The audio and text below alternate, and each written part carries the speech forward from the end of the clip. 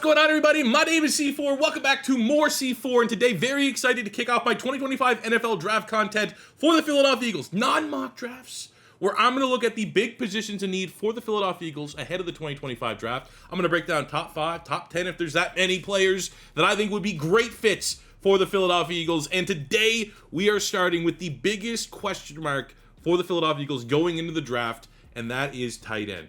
The Philadelphia Eagles were very non-committal to Dallas Goedert at the combine, at the owners' meetings. Kind of makes sense in a way, right? Because we have a very expensive offense, and the least available of this expensive offense is Dallas Goedert. And there are plenty of teams in the NFL that need a tight end like Dallas Goedert. Maybe there's a perfect scenario. Maybe the Colts are an interesting end. We could ship him off there. Dallas Goedert's a great player if he's healthy. I mean, he does it all. He's a complete tight end. He can make ridiculous catches. He can get open, run routes. He might be I would say pound for pound, the best tight end screen player in the NFL. And what makes him most important is he loves to block. Dallas Goedert will stand on the line, block a defensive end, get in space, block a linebacker or safety. As good as any tight end that also has big-time legitimate receiving capabilities.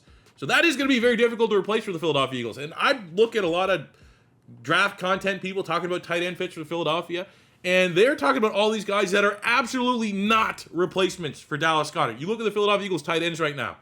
Grant Calcaterra is closer to a big slot than he is a Dallas Goedert replacement. He can't block for shit.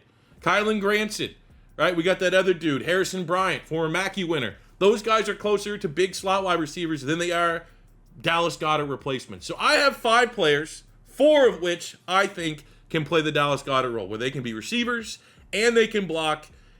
And one of them in particular, he's not even number 1 on my list, is probably my dream target. I think in terms of value and what he can bring to the offense, please make it happen. Please, someone at Philadelphia, watch this video and make it happen. Without further ado, I got 5 tight ends. Let's start at number 5.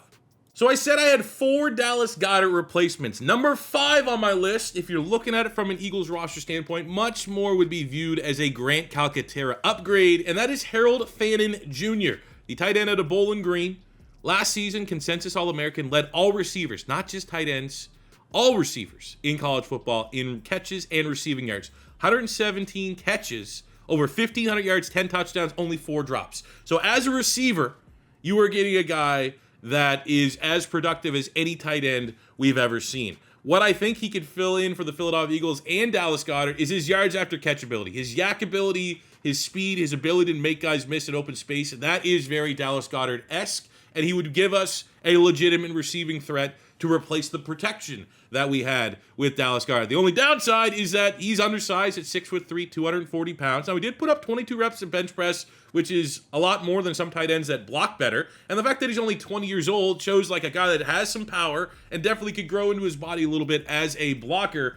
But he's absolutely not a guy that's going to be able to step into the Dallas Goedert role as a rookie or earlier on in his career. But what makes it interesting is that the Philadelphia Eagles hired Bowling Green's head coach Scott Lofer to come in and be their quarterback coach. Now, I don't think a first-year quarterback coach is going to have a lot of swing with Howie Roseman in the draft board, but when you have literally the head coach of the most productive tight end in college history from like a single season standpoint, there's going to be connections. There's going to be discussions there, and I think it could be interesting. I think the only reason why I have him so low on this list, if we're ranking just overall tight ends, most people will probably have him a little bit higher than their tight end 5. It's just we're trying to find replacements for Dallas Goedert, and the fact of the matter is he has a long way to go to be as complete of a tight end as Dallas Goedert. But the connection with Scott Lofer coming on the Eagles staff, the fact that he's only 20 years old, so he's one of the youngest tight ends in this class, so there's upside for him to grow and develop as a complete tight end, brings in undeniable receiving ability.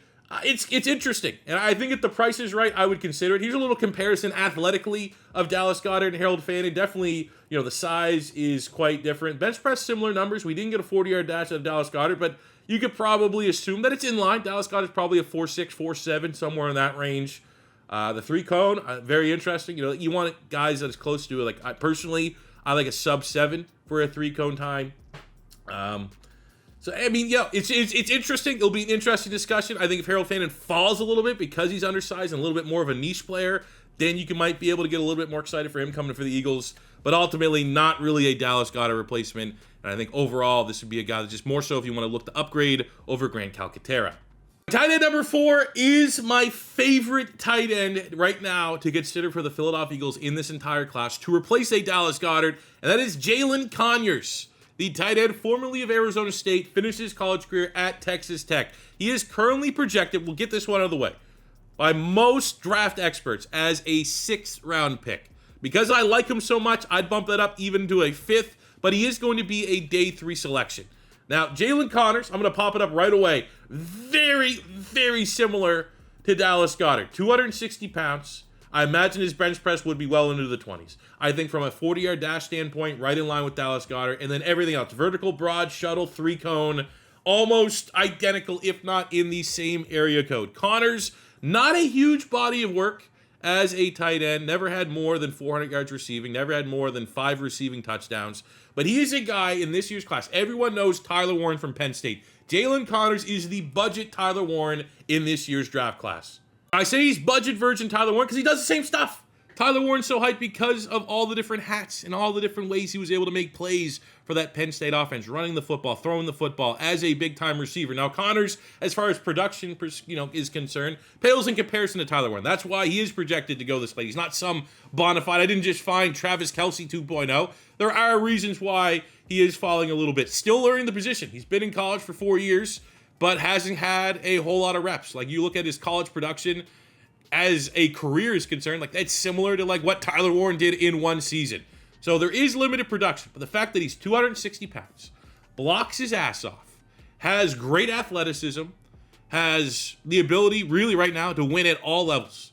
He can win deep, he can win with jump ball, he can win intermediate, he can run a mesh and stiff arm a couple guys and take the ball 50 yards like Dallas Goedert did. I would like to personally see, like, for him to be a truly perfect fit, didn't run a lot of screens, but the fact that he would run wildcat and just run away from guys and run like a power back out in space leads me to believe, yeah, he could probably catch the ball a yard behind the line of scrimmage and just take off with that yak ability. So I would say overall, Jalen Conyers is my pound for pound favorite tight end pick for the Philadelphia Eagles. In fact, I would much rather, in hindsight, saying I can just hypothetically manipulate draft whatever way I want.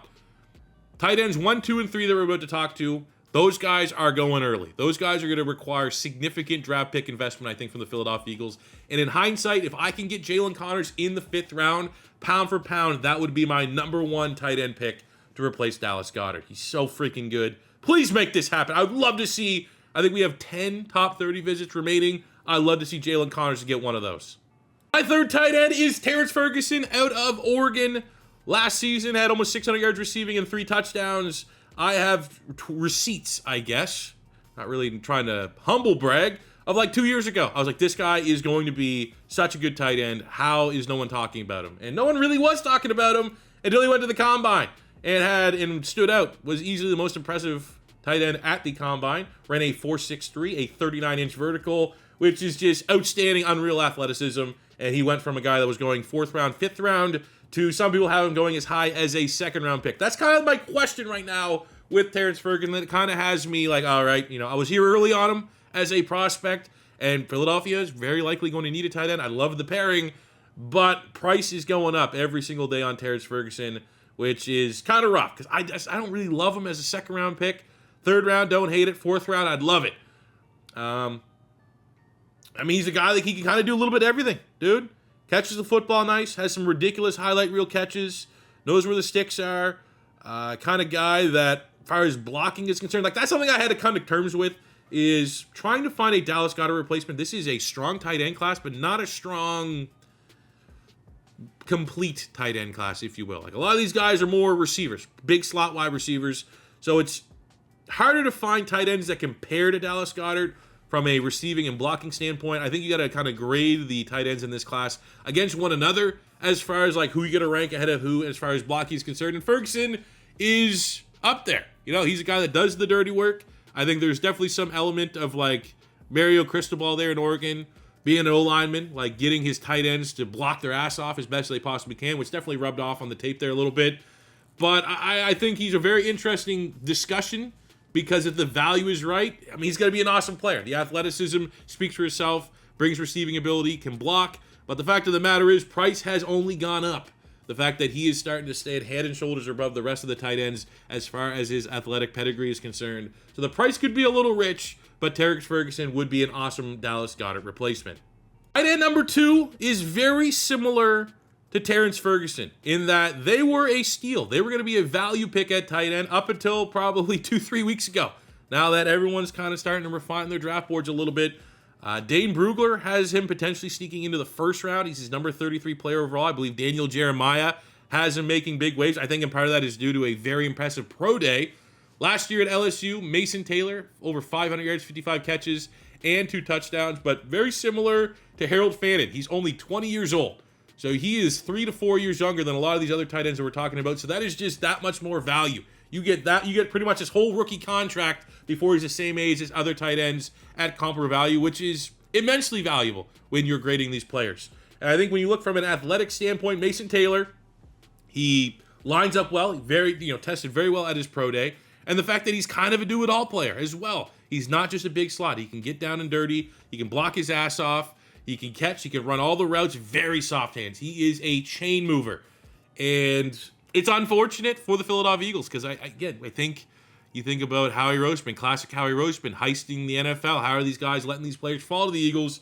I think for Mason Taylor and Terrence Ferguson, these are guys a month ago that, you kind of felt like a little bit of an insider. Like, oh, man, 3rd round? Yes, go get one of these guys. Now the price is going up, and it's going to be expensive. That's why that Jalen Conyers, if he's going to be there in the 5th round, like you're going to appreciate that value more because all these other similar tight ends that can do it all, that can do the Dallas Goedert role, their stock is through the roof right now. So if you're still trying to find undervalued players, that's why Conyers potentially in the 5th round is a lot better than Mason Taylor now that if Philadelphia wants him. You might have to be cautiously optimistic that he's going to be there in the 2nd round, which is an expensive pick for the Philadelphia Eagles, even though it is kind of in line of where we drafted Dallas Goedert while we still had Zach Ertz on the roster. But as you can see, the RAS scores are fairly similar. Again, Dallas Goedert, if he did run the 40, likely would bring that 9.69 down to probably like a low 9, high 8s, like right in the Mason Taylor territory. Similar 3-cone, similar bench press, and I think we all could probably agree that like a vertical 40-yard dash, that's likely around the range that probably both these players are at. I just think with Mason Taylor, 20 years old, the rare complete tight end in this class that can do a little bit of everything, I love it, man, at the right price. And I even think if it comes down to it, we got to rip that Band-Aid off, and he's there in the 2nd round, and we have already moved on from Dallas Goedert, I would feel definitely comfortable getting Mason Taylor in the 2nd round. And the number 1 tight end, we're not going to spend too long on this one because it's pretty unlikely that this will even be a possibility for the Philadelphia Eagles. It's Tyler Warren. If you want to replace Dallas Goedert, Tyler Warren is the guy. Coming off a nuclear season for Penn State. 104 catches, 1,200 yards, 8 touchdowns, only 3 drops, was first-team All-American, won the Mackey for the nation's best tight end, which maybe there's debate that it should have went to Harold Fannin. But this is a guy that's just incredible. Does it all. What a freaking weapon. Is a top 10 player on most teams' boards. However, we all know tight end is one of those positions that is undervalued by the NFL. And the fact that Tyler Warren has no measurables has not worked out. I can't compare the rest. Didn't run a 40. Didn't do a vertical jump. Didn't do the 3-cone. Didn't do a bench press. There is a little bit of mystique there. And I've kind of manufactured personally in my mind, like, what if?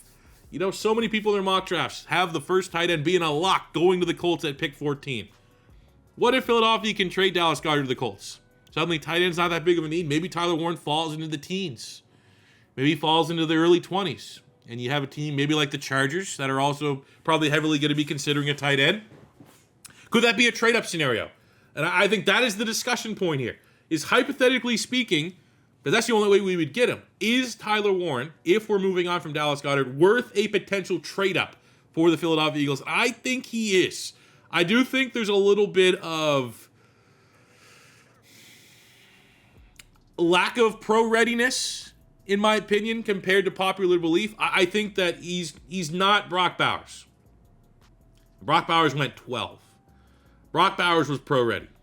I think Tyler Warren, when you look at it, I think that from a route standpoint, could get a little bit cleaner. I think he's a guy that has got by more so. His value right now is his versatility more than it is a safety net tight end.